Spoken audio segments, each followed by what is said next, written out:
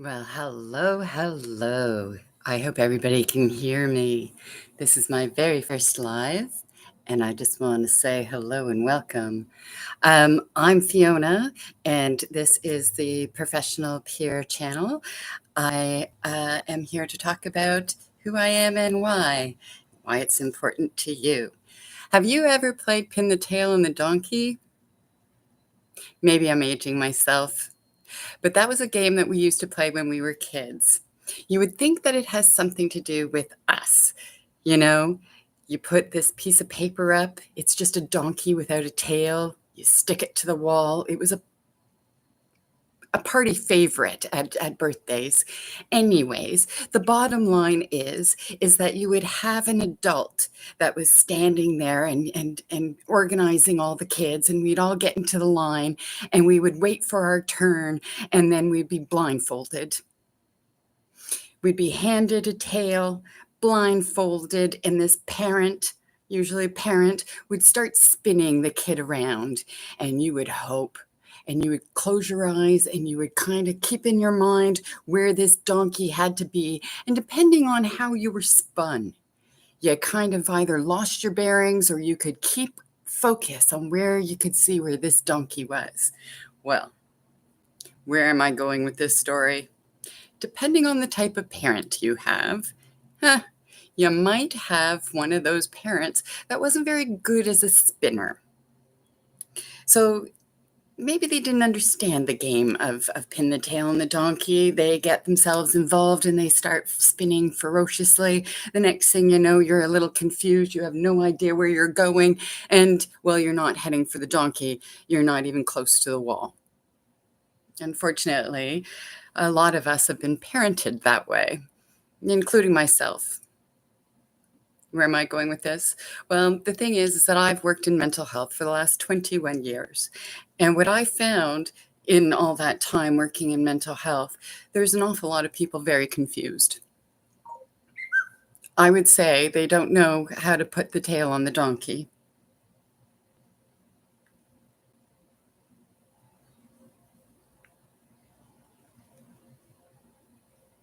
Sorry, somebody doesn't understand live. Anyway, so parenting. A bad parent, well, an unprepared parent. Let's go with that one. An unprepared parent may not understand all the rules to the game. So they get into the position of being able to put their hands on this kid and shape the outcome of where they're going in the game of Pin the Tail. Now, you could have a parent that is more generous with the way that they're pointing you towards that donkey. Some will actually help guide the child towards it. Kind of a little unfair, but you know. If you think about life lessons, is that parent really helping the child by guiding them and making them do it themselves? Don't know. But then you get the very vigilant parent, the one that kind of spins and gets all excited. But it's more about them than it is about whether or not that child is ever going to win the game. Sort of an analogy for life, right? Nobody's taught how to parent. Not really. It's something that's handed down from family to family. And with all this talk that we've got going on about family generational trauma or childhood adversity, well, we wonder where all this is coming from, and we just don't know where to begin in finding solutions for this. Well, I think that I've got some solutions. We have a philosophy within mental health about nature versus nurture, which has been going on for beginning of time, I think. I heard about it when I was 9. And, well, being that I'm adopted, I've always been curious as to what was the difference between what was in our nature and what was in our nurture, and what made the difference between the two. Or how did they get so confused that we don't really know which one's which? Anyways, I have literally had that question on my mind almost my entire life. And slowly but surely, I just looked around and watched life unfold around me with that question in mind. Is this naturally who I am? Or is this something that I've picked up because I've been exposed to it within my life? What is really me? And that's how I began Nature versus Nurture, and really the professional peer. Because my knowledge, as much as I've read and educated myself around these topics, it really does come from a basis of what I've learned experientially. It's what I take from my childhood. It's what I take from my teen years. It's what I've taken from my entire life, as well as the things that I've done to give back. So when I was younger, the first things that I did was look after other people, little ones, actually. I babysat for years. And then I was looking after my friends. I was looking after everybody because I really didn't know how to help myself. And in a way, by helping others, I did help myself.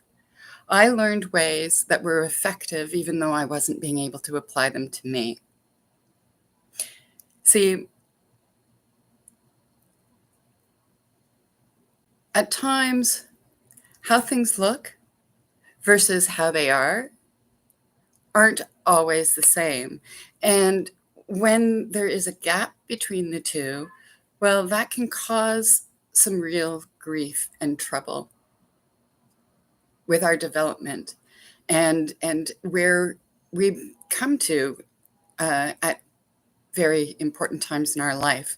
So if you're not prepared by the time you reach the age of 18, say, well, going into your next phase of university is not going to be as easy as, say, somebody that has had the help and support of their family or the community around them, right? Oftentimes, when we look at the narrative, it comes down to whether or not somebody has money or the resources. But it isn't always just about resources, is it? You can come to a family that has all the resources in the world, but if you don't have the support, well, you're still on your own. And I think that a lot of people don't realize that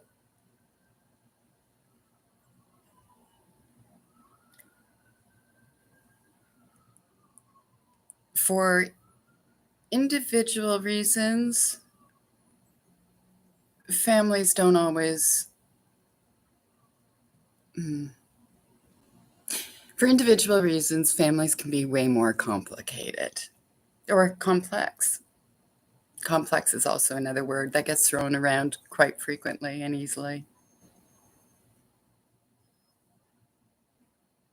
I myself have a label of being complex. I identify only as complex because I don't so much agree with the labels. Now, where am I going with this? Well, for one, I worked in mental health, and it does seem strange that I could work in mental health, but yet I don't really support it. Or I support it differently. My support to the mental health field is by educating it as far as what trauma is or adverse childhood experience. You see, 40 years ago, yes, 40 years ago, I ended up going to, well,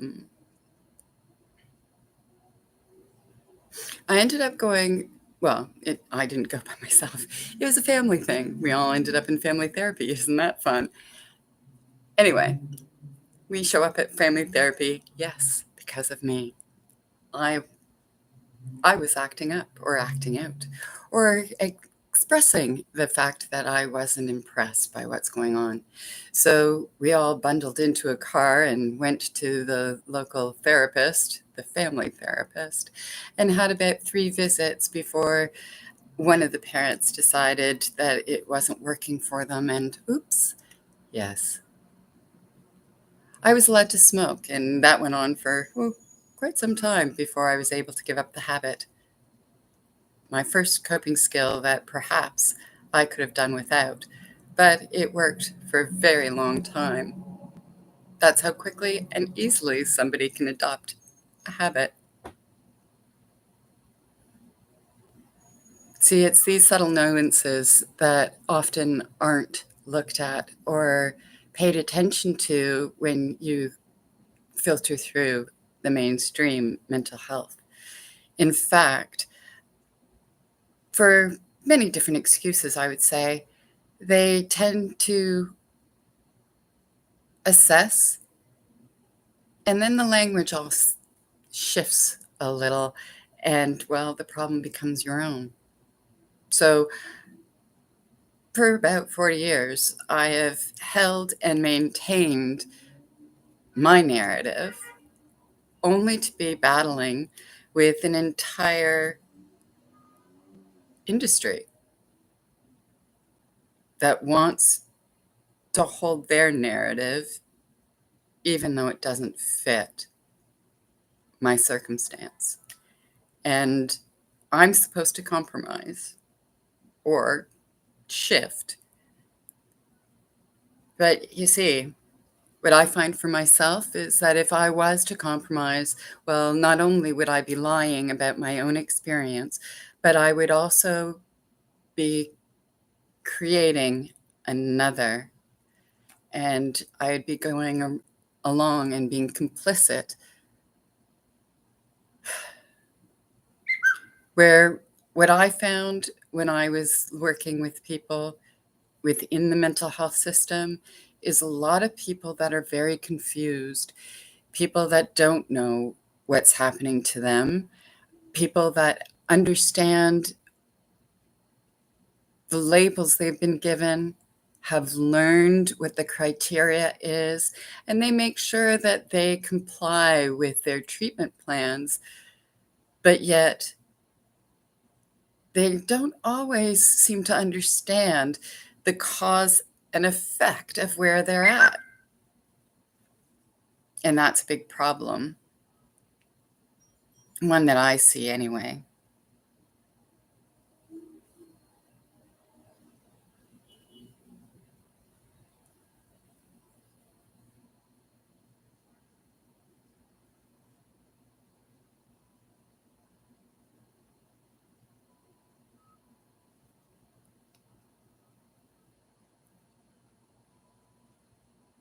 Sorry, thinking and answering somebody that was wondering what I was talking about.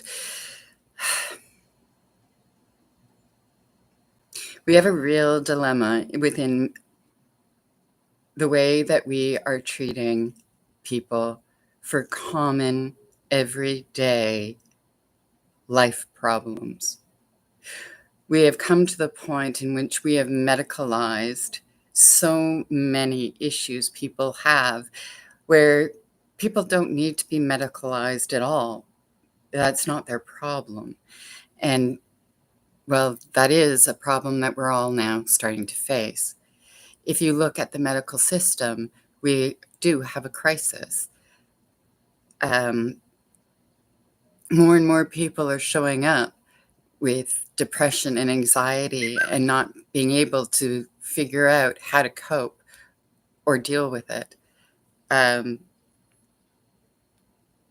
not sure exactly, but I do have an alternative, which I think is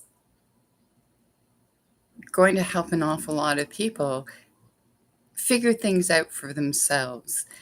And that's what's most important. There is no quick fix. And if drugs were the answer, well, I think there'd be an awful lot of street dealers out there that could say that they've found cures. And they haven't. So I think that we need to start looking at ways in which we really do start finding solutions that are proactive, that we can do at home, that doesn't take so much of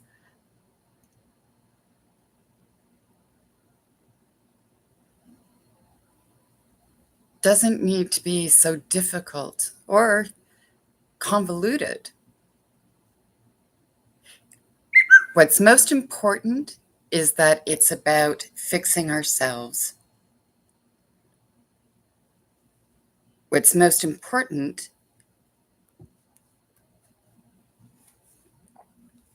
What's most important is that we learn to fix ourselves, that we can take charge of what's going on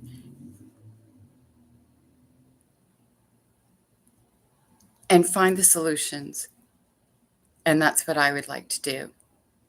So this is a brief live. I know that it's only just about 15 minutes, but I hope that this is of some interest.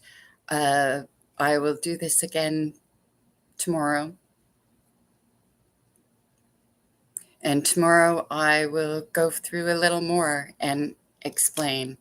Um, I will come with a list. And if you find this live and you have any questions, please feel free to put them down in the comments, subscribe, and all that lovely stuff. And I look forward to getting to know you. Again, I'm Fiona, the professional peer, and I have a system that I think we can all use to better ourselves and better our future. I look forward to seeing you. Ciao.